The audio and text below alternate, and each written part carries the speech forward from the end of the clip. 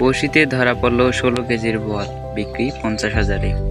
রাজবাড়ীর গোয়ালন্দ উপজেলার দৌলতদিয়া পদ্মা নদীর কুশাহাটার চর এলাকায় মিরাজ শেখের বড়শিতে ধরা পড়েছে ১৬ কেজি ওজনের একটি বিশাল বোয়াল মাছ। শনিবার ১১ জানুয়ারি ভোররাতে মাছটি সকালে ধরা পড়ে।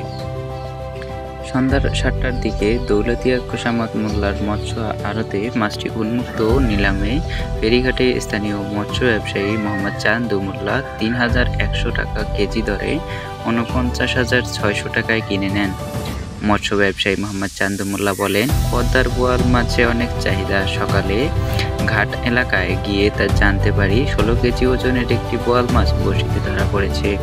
পরে মাছটি উন্মুক্ত নিলামে উঠলে ৩,১০০ টাকা কেজি ধরে মোট ৪৯,৬০০ টাকা দিয়ে কিনে নেই।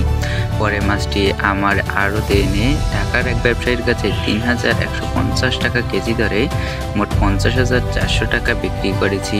জেলা মৎস্য কর্মকর্তা মোহাম্মদ নাজমুল হুদা বলেন, সম্প্রতি পদ্মা নদীতে জেলেদের জালে বড় আকারের ঢাই, ব্ল্যাক কার্প, রুই, কাতল, মৃগেল, বাঘাইর, পাঙ্গাস, ইলিশ, বোয়াল, চিতল সহ নানা প্রকার মাছ ধরা পড়েছে। এই মাছগুলো বিক্রি করে জেলেরা ভালো লাভবান হচ্ছে। এই ঘটনা প্রমাণ করে পদ্মা নদী বর্তমান বড় মাছের জন্য অনেকটাই সমৃদ্ধ, যা জেলেদের জন্য আশীর্বাদ স্বরূপ।